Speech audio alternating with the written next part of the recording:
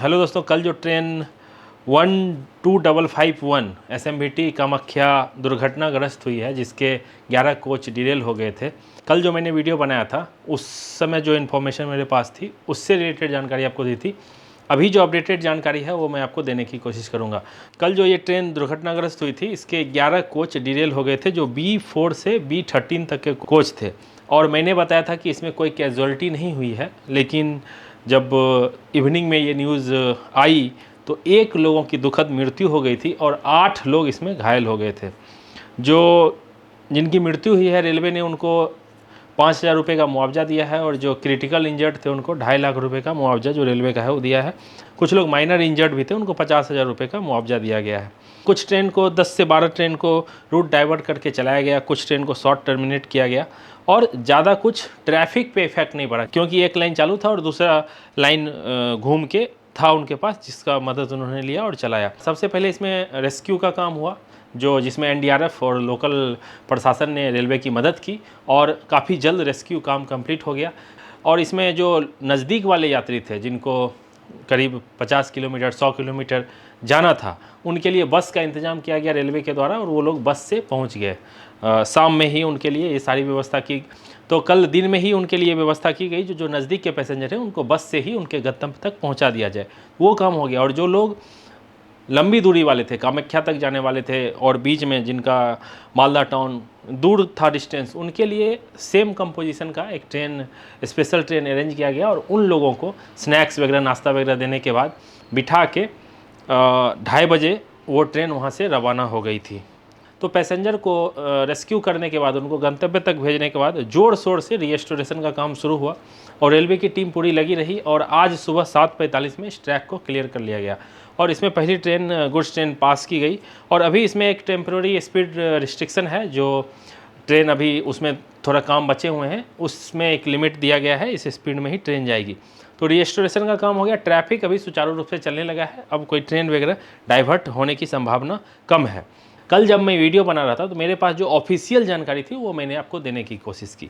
अब इस घटना का कारण क्या है, जो मैंने अपने पर्सनल व्यू से बताया था कि हो सकता है गर्मी आ रही है ज़ोरदार, ट्रैक का एक्सपेंशन हो गया होगा, या ट्रैक में कुछ फॉल्ट हुआ होगा, तो इस पर अभी रेलवे का कुछ ऑफिशियल नहीं आया है। रेलवे ने बेसिकली इसमें चूँकि एक इंसान की मौत हुई है, तो सीआरएस अब इसकी इंक्वायरी करेगा, सीआरएस इसकी जांच करेगा, घटना का रीजन निकालने की कोशिश करेगा कि किस वजह से ये घटना हुई है।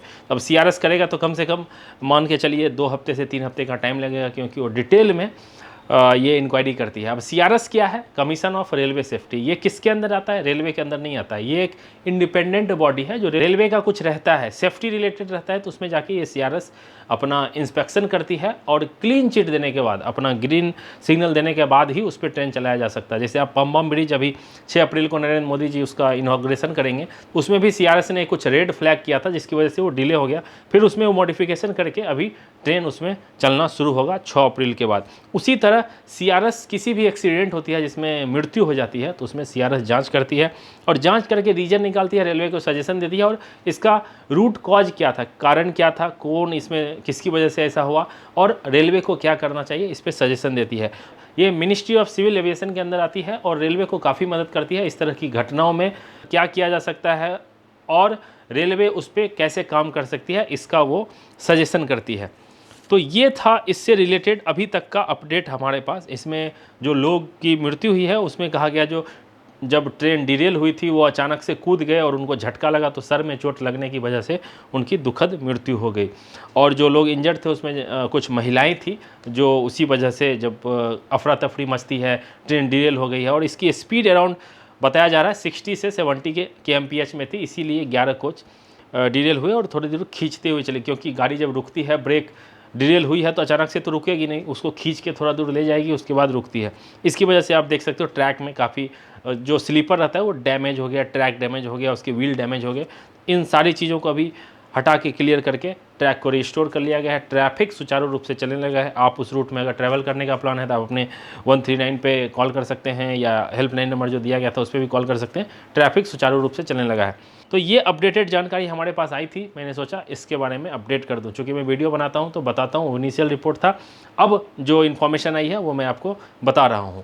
अब जब सीआरएस की रिपोर्ट आएगी हम तो उम्मीद करते हैं जो उसको मीडिया को, या कुछ लोग कमेंट करके ये भी बता रहे थे कि स्टाफ की ऑलरेडी कमी है इसमें, की मैन ग्रुप डी में भी, और ये सारे वर्क को रेलवे आउटसोर्स कर दे रही है प्राइवेट वालों को, तो लोगों की कमी है, इस वजह से भी ठीक से मेंटेनेंस नहीं हो पाता है। लेकिन इसकी कहीं कोई पुष्टि बेसिकली नहीं हो रही है। रेलवे मेंटेन करती है, लोग उसके ट्रैक पे काम करते हैं, तभी इतनी सारी ट्रेन जोरदार तरीके से चल रही है, जोर शोर से चल रही है। समय समय पे रेलवे को इस पे ध्यान देना चाहिए, ऐसी कोई घटना ना हो। रेलवे भी बोलती है कि हम इसके रूट कॉज में जाएंगे और कोशिश करेंगे कि आगे से कभी ऐसी ये घटना रिपीट ना हो, लेकिन फिर हो जाता है तो फिर वही चीज़ बोलती है हम इस पे ध्यान रखेंगे। चूँकि रेलवे का नेटवर्क बहुत बड़ा है, तो इन सारी चीज़ों को ध्यान रखना, और थोड़ी सी भी गड़बड़ी हो गई रेलवे में, 0.1% की भी गड़बड़ी है रेल में, तो वो एक्सीडेंट होगा, और एक्सीडेंट होगा तो लोगों की जान जाएगी।